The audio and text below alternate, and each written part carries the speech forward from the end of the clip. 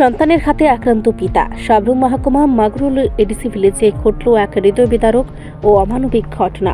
পারিবারিক কলহের জেরে পুত্রের হাতে গুরুতর জখম পিতা চন্দ্রমোহন ত্রিপুরা বর্তমানে চিকিৎসাধীন সাবরুম হাসপাতালে। এলাকায় নেমে এসেছে চরম চাঞ্চল্য ও ক্ষোভ। অমানবিক এই ঘটনার সাক্ষী রইল সাবরুম মহকুমা মাগরুল এডিসি ভিলেজের বুদ্ধিপাড়া এলাকা। গতকাল রাত আনুমানিক 9:30 নাগাদ ছেলের হাতে নৃশংসভাবে আক্রান্ত হন এক জন্মদাতা পিতা। গুরুতর আহত ওই ব্যক্তির নাম চন্দ্রমোহন ত্রিপুরা, বয়স 62 বছর।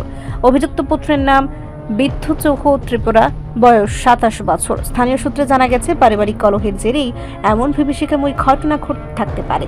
ঘটনার পর প্রতিবেশীরা ছুটে এসে রক্তাক্ত অবস্থায় চন্দ্রমোহন ত্রিপুরাকে উদ্ধার করে। পরে আজ সকাল প্রায় 11টার দিকে সাবরুম অগ্নি নির্বাপক দপ্তরের কর্মীরা তাকে সাবরুম মহকুমা হাসপাতালে নিয়ে যান চিকিৎসার জন্য।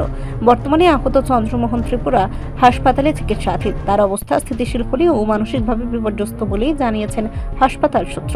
এলাকায় এই ঘটনাকে ঘিরে চরম চাঞ্চল্য ছড়িয়েছে। একদিকে মানবিক সম্পর্কের অবক্ষয়ে হতবাক স্থানীয় মানুষ, অন্যদিকে সমাজে ক্রমবর্ধমান পারিবারিক অশান্তি নিয়ে উদ্বেগ প্রকাশ করেছেন সচেতন মহল। এদিকে সাবরুম থানার পুলিশ ইতিমধ্যেই ঘটনার তদন্ত শুরু করেছে। পুলিশের প্রাথমিক অনুমান, দীর্ঘদিনের পারিবারিক বিরোধী এই মর্মান্তিক ঘটনার মূল কারণ। প্রশ্ন উঠছে, যেখানে পিতা পুত্রের সম্পর্ক আজ এমন নৃশংস পরিণতি নিচ্ছে, সেখানে সমাজের নৈতিক বন্ধন কতটা ভেঙে পড়েছে।